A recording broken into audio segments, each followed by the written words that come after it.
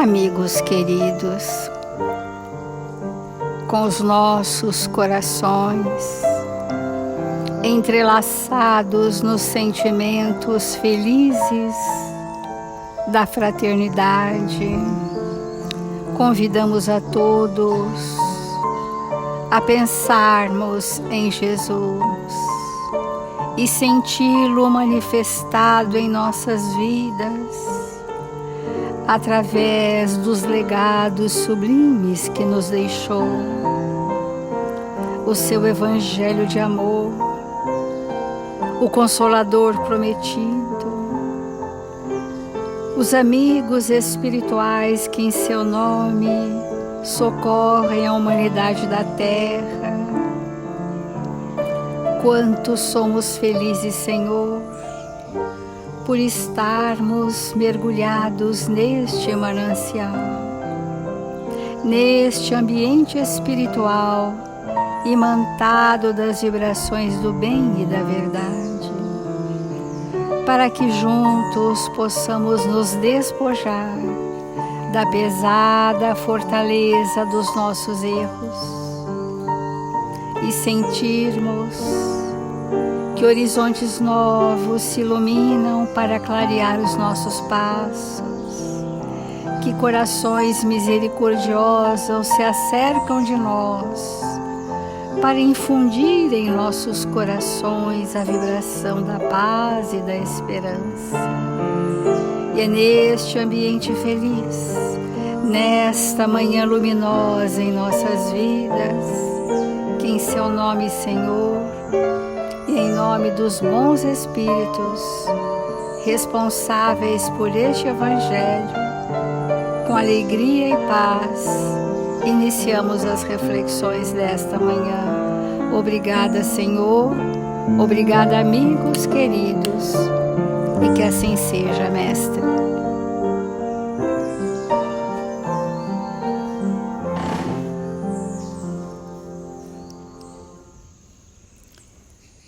Do Evangelho segundo o Espiritismo, capítulo 8, Bem-aventurados os puros de coração.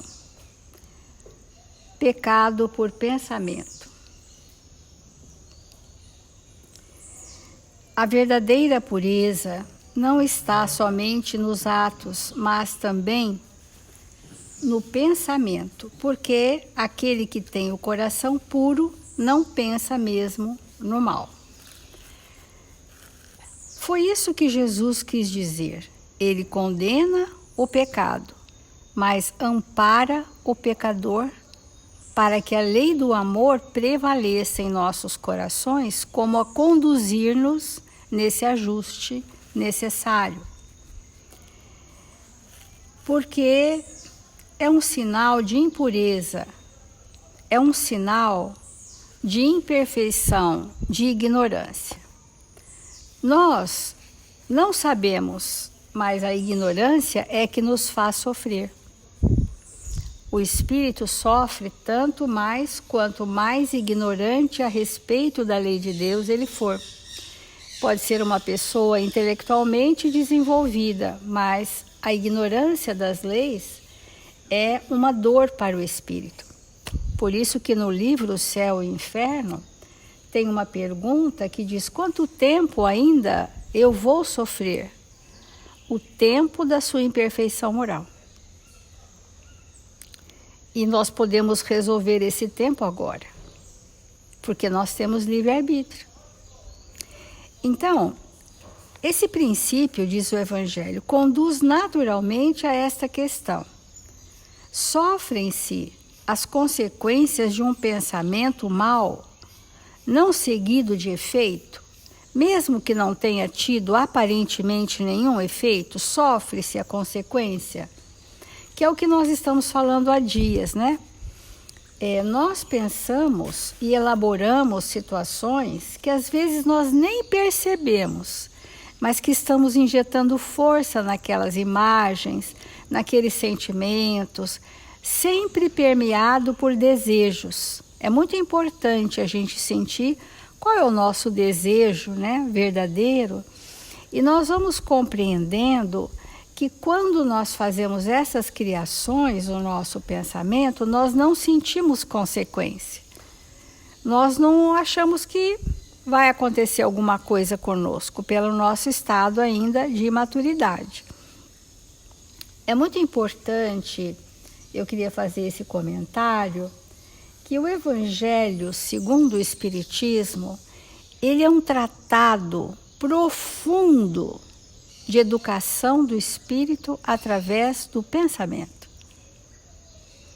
Porque tem-se a impressão, às vezes, que o Evangelho é um alento, né? Alento para os nossos males. Mas Jesus, misericordioso, não se acompliciou com os nossos males. Ele nos deu recursos. Ele nos explicou e viveu sobre leis divinas. Então, a ideia, o pensamento é de despertamento em nós. Então, será que nós sofremos a consequência de um pensamento mau que eu não percebi o efeito? Com certeza. Eu tenho falado bastante, quando uma pessoa fala, eu estou no mal-estar, não sei o que é, não estou me sentindo bem. Sempre a gente quer atribuir que um espírito veio nos perturbar e que a gente é ótimo. Mas que, é um sofredor. Não é. 99% das vezes é o mal que há em nós que se expressou.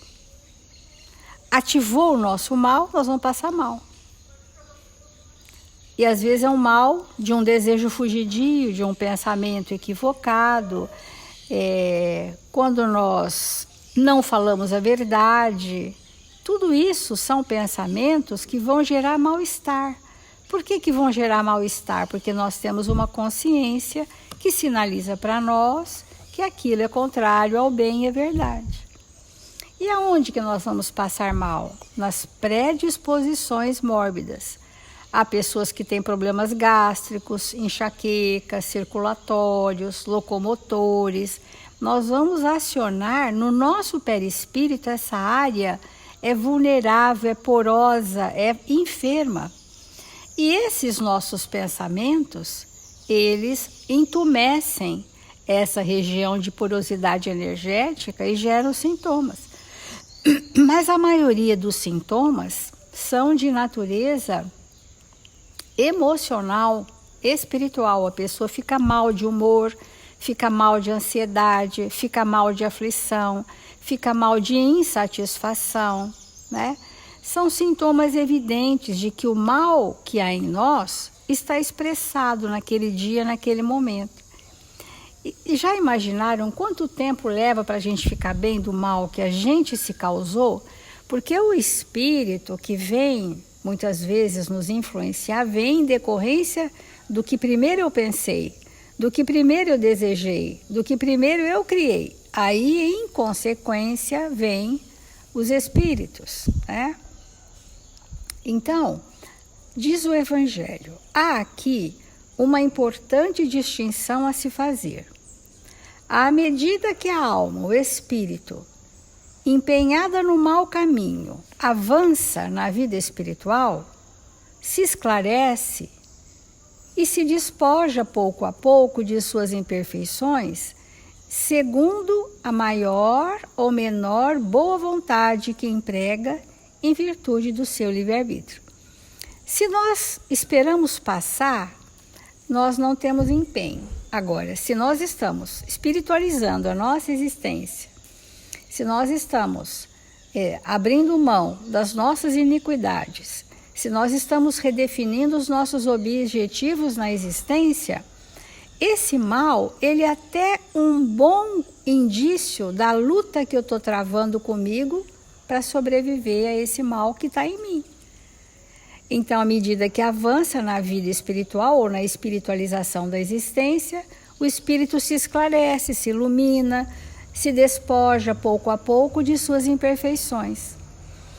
Então, todo mau pensamento, pois, resulta da imperfeição do espírito. Mas, de acordo com o desejo que concebeu de se depurar, se ele deseja mesmo, Mesmo esse mau pensamento torna-se para ele uma ocasião de adiantamento, porque o repele com energia, que é o momento em que nós já sabemos quais são os pensamentos que eu tenho que realmente transformar. Quando eu já sei, esse pensamento geralmente nasce de crenças, atavismos que nós trazemos a encarnações. Quando eu percebo, é importante, porque é o ponto da vigilância. Eu já sei o que é que eu tenho que combater em mim no bom combate. Qual é o bom combate? Combater as minhas más inclinações. Esse é o bom combate. Vencer a mim mesma. Esse é o bom combate. Então, mesmo esse mau pensamento torna-se para ela, para a pessoa, uma ocasião de progresso, de adiantamento, porque o repele com energia. É o indício de uma mancha que se esforça por apagar. E aí a pessoa, nós, ficamos dia e noite, o tempo todo, empenhados em construir o valor contrário à minha má tendência, porque as pessoas dizem assim, ontem mesmo a lição do Emmanuel foi sobre isso, como que nós vamos combater, Às vezes a pessoa diz assim, eu não quero pensar nisso, eu não quero sentir isso, eu não quero pensar nisso, eu não quero sentir isso. E está pensando no quê? Nisso. Porque não tem outra coisa para pensar, Se eu falar para você assim, olha, não pense no limão. Não pense no limão, o limão é muito azedo, o limão vai salivar a sua boca, vai te dar afta. Não pense de jeito nenhum no limão. No que é que você está pensando? No limão. Então não adianta a gente falar assim, eu não quero pensar isso, eu não quero sentir isso. Nós precisamos pensar e sentir outras coisas e construir. À medida em que nós temos outros sentimentos, e eu diria, quando os prazeres verdadeiros e perenes da vida já forem construções nossas, é muito fácil a gente dizer não para a nossa má inclinação e ela vai se reorganizar. Entenderam? Por isso que sozinhos, lutando contra uma coisa, nós estamos fazendo da mesma coisa. Então,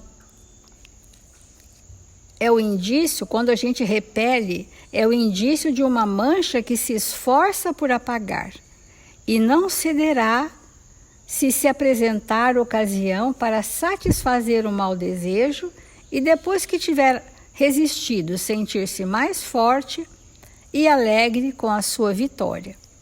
Já sentimos, essa vitória quando você diz, olha, eu venci essa minha má paixão mesmo. Eu vou chegar no fim dessa encarnação tendo feito essa aquisição. Isso é bastante honroso para o espírito e absolutamente necessário. Nós trouxemos uma lição do Emmanuel para nos esclarecer quanto a isto. É daquele livro, O Evangelho por Emmanuel, segundo Lucas, e é uma mensagem que está no Reformador de 1957. Por isso que eu falo, Emmanuel, que André Luiz e outros que vieram complementar o Consolador Prometido, eles têm todos uma tônica ligada ao pensamento e à evangelização de espíritos em especial. Por isso que o pensamento contínuo é que distingue os homens dos animais. E a qualidade do pensamento é a qualidade do que eu faço vibrar em torno daquela ideia. E Emmanuel, complementando o Evangelho, diz assim, pensamento é forma, que é o que a gente tem falado das criações mentais, Formas, pensamentos, ideoplastias, e hoje estamos falando de imagens mentais, que são sinônimos, O sentimento vai inspirar um pensamento, o desejo vai inspirar o pensamento, a emoção vai inspirar o pensamento, mas o pensamento carrega a imantação da emoção, do desejo, das sensações e dos sentimentos. Um não está sem o outro. Não há possibilidade de sentir sem vibrar emoções ou sentimentos, porque é o campo magnético do pensamento, inevitavelmente. Não tem pensamento sem emoção, não tem pensamento sem sentimento, sem sensações. E também não existem sentimentos sem pensamento. É associado. Pensamos assim, olha, um cabo elétrico conduz a energia elétrica. E toda corrente elétrica gera um campo magnético. O campo magnético gerado pela corrente elétrica é a imantação das emoções, ou dos sentimentos, ou das sensações. Para nós entendermos o que estamos fazendo conosco, por isso que passamos mal. Então, o pensamento plasma, a palavra orienta e o ato realiza. E ontem nós falamos que o ato não precisa ser um comportamento, pode ser um ato mental. E o ato mental, aquilo que eu penso e vivo na minha mente, formam as minhas memórias, equivale a uma ação. Por isso que Jesus veio dizer que o pecado, entre aspas, por pensamento, é o mesmo que o da ação, é equivalente. Porque nós somos ingênuos a ponto de achar que tem hora que estamos sozinhos, que ninguém está conosco. Lá trancado no nosso quarto, nós estamos com muitos que pensam e sentem naquela frequência que eu estou. O espírito pode não estar fisicamente ali, mas tem o fio da sintonia. Então nós somos responsáveis pelos espíritos que atraímos. E essas ideias que nós arrastamos há 10, 20 anos, elas são cenas vivas. Quando a gente desencarna, elas vão conosco. Aquele cenário, todas as nossas criações mentais vão conosco. Porque se eu perguntar para alguém de nós, mas quais são as suas criações mentais? Dificilmente nós vamos saber dizer. Porque não prestamos atenção onde está fixo o nosso pensamento no dia a dia. Por exemplo, pessoas distraídas, elas são fixadas em alguma coisa, são distraídas para uma coisa, mas ultra fixadas em outra. Porque é assim que é o pensamento. E essas cenas vivas fazem parte do nosso repertório espiritual. Então, uma pessoa que está 24 horas fazendo bem, que está se ocupando, que se exaure das suas atividades, que o seu pensamento o tempo todo está voltado para o bem-estar de alguém, ou coletivo, ou isso. Será que ela tem espaço para interferências espirituais? Por certo, não. As interferências espirituais podem agir, mas não pela sintonia com ela, para interceptar o bem que ela faz, mas não porque encontraram naquele pensamento sintonia. Então, o pensamento, diz Emmanuel, vibra desse modo no alicerce de todas as formas e de todas as experiências da vida. Sempre que a gente vai pensar em nós, a gente tem que pensar: o meu pensamento está sendo esse alicerce. Aí eu tenho dificuldade com isso. Por que eu tenho dificuldade com isso? Eu tenho dificuldade com isto porque o meu pensamento não está pautado na verdade. Está pautado numa falsa crença que eu arrasto a encarnações. Então, o que eu tenho que mudar? Primeiro, a crença, que não é a verdade, que não é a vida do espírito. E se a gente não investir nisso, ninguém muda. E daqui 10 anos eu vou falar: eu tenho dificuldade com isso. Né? Então, tudo começa no pensamento. Vamos pensar nessas engenharias de alta tecnologia, cujo planejamento foi altamente sofisticado. Começou no quê? Numa ideia, que geraram pensamentos. E esses pensamentos foram materializados naquela obra de engenharia de alta tecnologia. Porque na nossa vida é assim, vão acontecer as coisas que nós estamos pensando negativamente, porque nós estamos desejando-as.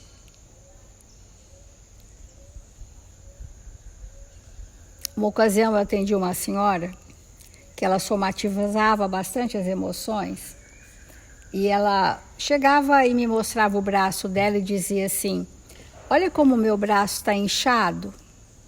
E não estava, né? Eu falei, eu não estou conseguindo ver esse inchaço. Está extremamente inchado. Olha como ele está bem maior do que o outro. E depois de uns 15 minutos, de tanto ela falar que o braço estava inchado, o braço inchava. Ela falou: ai meu Deus, agora que está inchado vai ficar preto.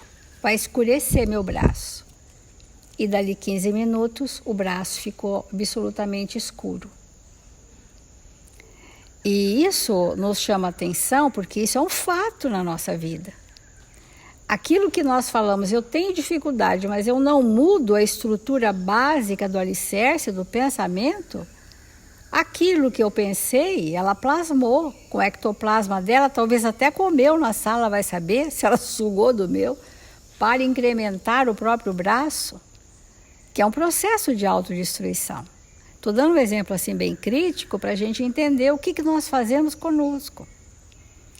Então, é também pensando que o usuário levanta para si mesmo o inferno da posse insaciável, que o viciado gera as fantasias monstruosas que o conduzem à delinquência, que o criminoso se arroja aos abismos da perversidade, nos quais se afogará em desilusões, e que o preguiçoso coagula em si mesmo os venenos da inércia. Em razão disso, diz Emmanuel, depois da morte do corpo, mais intensivamente, vive a alma nas criações a que se afeiçoa. É isso que eu falei, nós vamos viver no cenário que a gente já está construindo aqui. A gente fala, mas para onde que eu vou quando eu desencarnar? Para o meu cenário pessoal.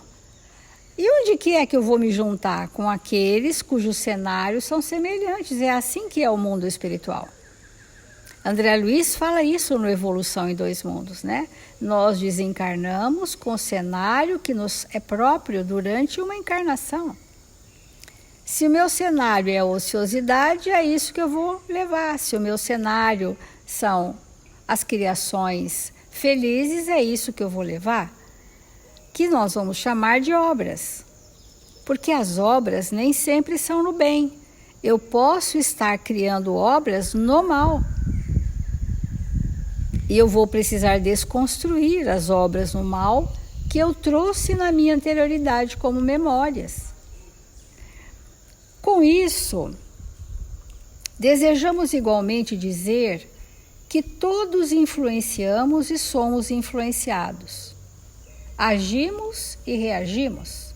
Voltando ao Evangelho, será que aqueles pensamentos que eu vibrei e que não vi as consequências me prejudicarão?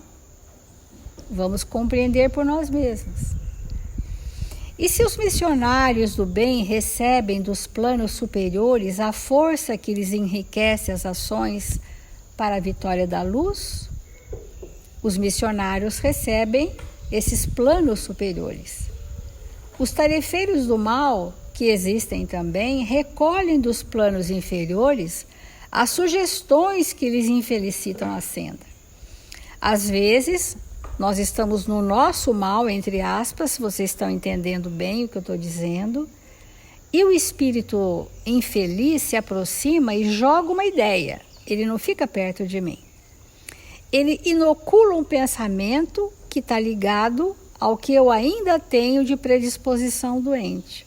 E aquilo adere imediatamente, porque eu já tenho receptor para aquele mal. Ele insinua, joga uma ideia e vai embora. E nós vamos ficando na consequência das nossas criações. Assim, pois, recordemos o magnetismo desvairado das inteligências que se transviam nas sombras e compreenderemos a loucura temporária que ele pode trazer às almas que o provocam. Viverá o homem onde situe o coração. Diz-nos o Evangelho: e podemos acrescentar, sem trair o ensinamento do Senhor, que onde colocarmos o pensamento, força viva de nosso coração, aí se manifestará como é justo a forma da nossa vida. Que espetacular pensamento de Emmanuel, que eu vou repetir. Viverá o homem onde situe o coração, disse Jesus. E diz Emmanuel, onde colocarmos o pensamento, força viva de nosso coração, aí se manifestará como é justo a forma de nossa vida. Quando nós recebemos essa outorga, amigos queridos, nós somos artífices do nosso destino, responsáveis pela nossa felicidade. Olha que maravilha! Jesus disse que podemos ser felizes, que Ele trouxe um reino de amor, mas nós não queremos aprender a amar os relacionamentos. Nos deu oportunidade redentora, mas nós fazemos recusa reencarnatória. Nos deu recursos para sermos espíritos operosos no bem, mas ficamos no ostracismo. Mas a orientação de Jesus é que sejamos ditosos, bem-aventurados, que é sinônimo de sermos felizes. Felizes aqueles que têm puro o coração, porque do coração puro não nascem pensamentos doentes. Vamos refletir sobre isso e vamos fazer a prece.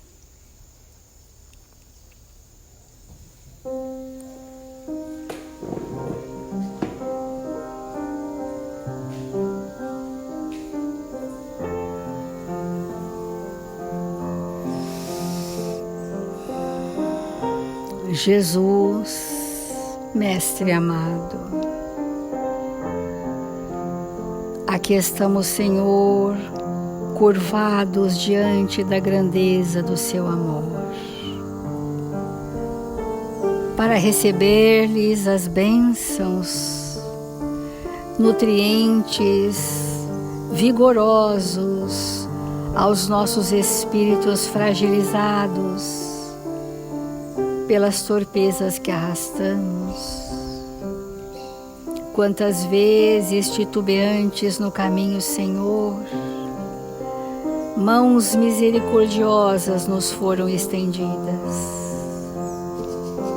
Quantas vezes, Senhor, relegados à escuridão do nosso íntimo, a luz da caridade nos iluminou, nos abasteceu e nos salvou.